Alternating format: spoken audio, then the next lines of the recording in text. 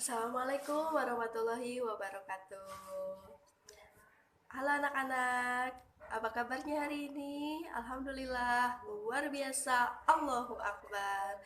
Semoga anak-anak semuanya tetap dalam lindungan Allah Subhanahu wa Ta'ala dan juga tetap sehat selalu ya beserta keluarganya. Amin ya Robbal 'Alamin. Dan jangan lupa tetap semangat juga ya, meskipun belajarnya kita itu masih daring atau online. Hari ini kita akan belajar tema 3, subtema 3, pembelajaran 1 sampai 3, yaitu tugasku sebagai umat beragama.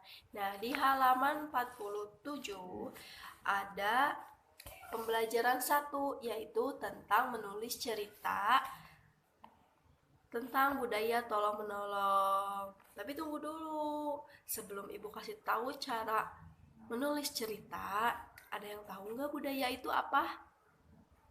Ya, budaya itu adalah sesuatu yang menjadi kebiasaan yang biasanya kita lakukan setiap hari. Nah, ibu mau tanya, dulu sebelum adanya pandemi ini, ketika kalian sebelum berangkat ke sekolah, kalian melakukan apa dulu kepada orang tua sebelum berangkat sekolah? Ya, pamit. Kemudian, ia mengucapkan salam. Tolong menolong itu artinya adalah saling membantu ya. Jadi jika ada teman ataupun tetangga yang merasa kesulitan, kalian harus menolongnya. Ya. Sekarang baru deh ibu akan kasih tahu gimana caranya menulis cerita. Nah, yang pertama ada beberapa tahap ya, ada 3. Yang pertama, kalian perhatikan gambarnya dengan seksama nih. Kalian perhatikan gambarnya dengan baik-baik. Kalau misalkan sudah diperhatikan dengan baik-baik, kalian lakukan langkah keduanya, yaitu pilih atau buat kata-kata yang mudah untuk ditulis di gambarnya. Misal seperti ini, gambar Dedi melihat berita di televisi tentang bencana tanah longsor. Itu gambar pertama.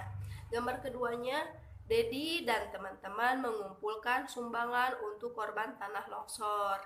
Nah, itu langkah kedua ya. Langkah terakhirnya, baru deh kalian menulis cerita dengan menambahkan kata-kata dari kalimat yang tadi. Jadi boleh ditambahin kata-katanya supaya menjadi cerita yang menarik. Contohnya seperti ini. Ada di halaman 48. Dedi melihat berita bencana tanah longsor di televisi. Dedi ingin ikut membantu korban bencana tanah longsor. Dedi mengajak teman-teman lainnya untuk mengumpulkan sumbangan. Ada yang memberikan uang, makanan, dan juga pakaian.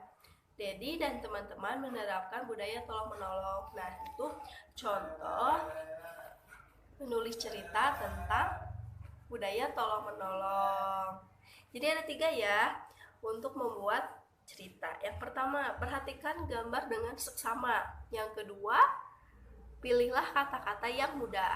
Yang ketiga, baru kalian tambahkan kata-kata yang tadi sudah dibuat di gambar. Tadi ibu sudah disebutkan ya contoh budaya yang kalian lakukan ketika sebelum berangkat sekolah, yaitu mengucapkan salam. Nah, di halaman 50 dan 51 ada beberapa kosakata untuk membuat cerita ya. Contohnya itu ada keberagaman, agama, kemudian ibadah, toleransi, dan juga menghargai. Nah, itu beberapa contoh dari kosakata. Selain kosakata tolong menolong. Nah, di sini ada juga kalimat dari kosakata yang tadi. Contohnya kosakata tentang ibadah bisa dibuat dengan kalimat Dedi sedang beribadah di masjid. Toleransi, contoh kalimatnya teman-teman di sekolah bersikap saling toleransi. Nah, itu di halaman 50 ada beberapa kosakata Nah, untuk tugas bahasa Indonesianya ada di halaman 48. Kalian bisa lihat di nomor 2-nya saja ya. Di sini ada 3 gambar yang harus kalian jadikan cerita.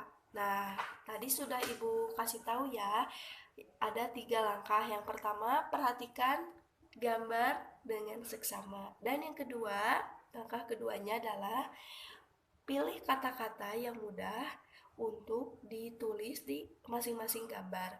Dan yang terakhir, langkah ketiga, kalian menambahkan kalimat dari setiap gambar tersebut supaya menjadi cerita yang menarik dan juga panjang seperti ini. Belajar ke matematikanya ada di halaman 55, yaitu mengurutkan harga barang. Mengurutkan harga barang supaya anak-anak tahu barang apa yang lebih murah, lebih mahal, ataupun sama, ataupun lebih murah dari barang itu, ataupun lebih mahal dari barang itu. Nah, di sini Ibu sudah punya 3 makanan. Masing-masing makanan ini beda harganya. Yang pertama ada permen dengan harga Rp500. Dan yang kedua ada bolu dengan harga Rp1.000. Dan yang terakhir ada wafer dengan harga Rp2.000. Nah, dari ketiga barang ini kalian coba cari mana barang yang lebih murah dari ketiga barang ini. Ya, ini dia, yaitu permen dengan harga Rp500.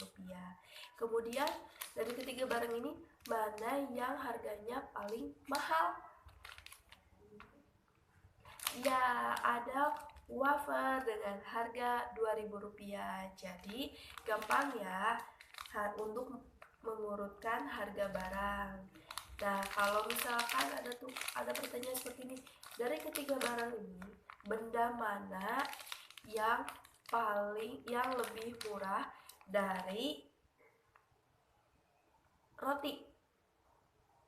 Ya, jawabannya adalah permen, yaitu dengan harga barang 500, sedangkan roti 1000. Jadi di bawahnya ya.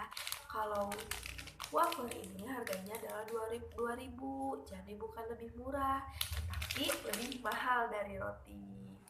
Ya, seperti itu ya. Di Indonesia itu ada 6 agama yang diakui. Ada agama Islam, Kristen, Katolik, Hindu, Buddha, dan juga Konghucu. Itu ada 6 agama yang diakui di Indonesia. Nah, jika anak-anak Ibu ada yang mempunyai teman, tetangga, atau saudara yang berbeda agama, tetap anak-anak tidak boleh membeda-bedakan karena berbeda agama. Kita itu harus tetap saling menghargai ya, supaya apa? Supaya tetap terjaga kerukunannya itu dengan baik. Nah, selain menghargai, kita juga harus tahu nih cara menghormati keberagaman agama nih yang ada di halaman 54. Cara menghargai keberagaman agama. Gimana ya caranya menghargai teman, saudara, atau tetangga yang berbeda agama dengan kita? Meskipun kita itu dengan teman, contohnya ya, meskipun kita dengan teman berbeda agama, berbeda juga cara melakukan ibadahnya, kita itu harus tetap saling menghormati supaya dapat terciptanya atau supaya kerukunan antar tetangga, antar teman itu tetap terjaga, tidak terpecah belah. Nah, contohnya ketika kita bertemu dengan teman yang berbeda agama, kita bisa melakukannya dengan contoh sikap seperti ini. Mengucapkan ucapan yang umum. Biasanya kan kalau misalkan kita sebagai sesama umat muslim, jika bertemu mengucapkan assalamualaikum, kemudian dijawab juga waalaikumsalam. Nah, kita ketika bertemu dengan teman yang berbeda agama, apa yang kita lakukan? Yaitu mengucapkan salam yang umum, seperti selamat pagi, selamat siang, hai, apa kabar? Nah, kita mengucapkan salam umum seperti itu. Kenapa? Supaya teman kita yang berbeda agama itu tidak merasa tersinggung. Supaya kita juga tetap bisa menjaga kerukunan di dalam pertemanan. Dan juga ketika kalian mengucapkan salam itu harus dengan santun, dengan lemah lembut, ya tidak boleh selamat siang, tidak boleh sambil teriak ya. Nah, materinya sudah Ibu sampaikan ya. Sekarang untuk tugasnya tetap masih ada di halaman 54. Di sini ada 4 nomor. Tenang, tidak semua kalian wajib isi. Hanya satu saja yang kalian wajib isi, yaitu untuk nomor 1. Jadi nomor satunya saja ya yang diisi, yang lainnya tidak usah. Nah, itu tadi ketiga materi yang sudah Ibu sampaikan. Kita ulang kembali ya. Bahasa Indonesia tadi sudah belajar menulis cerita tentang budaya tolong-menolong ya. Kedua, tentang mengurutkan harga barang. Dan yang ketiga, PPKN-nya apa? Keberagaman agama di sekolah. Mudah-mudahan materi yang Ibu sampaikan anak-anak mudah memahaminya. Kalau jika ada yang belum mengerti, boleh tanyakan ke ibu atau ke wali kelasnya masing-masing. Semangat belajar, semangat mengerjakan, tetap di rumah, jaga kesehatan, jangan lupa selalu cuci tangan dan selalu pakai masker. Mohon maaf apabila ada kata-kata ibu yang kurang sopan. Wabillahi taufiq wal hidayah. Wassalamualaikum warahmatullahi wabarakatuh. Dadah, sampai jumpa di pertemuan selanjutnya.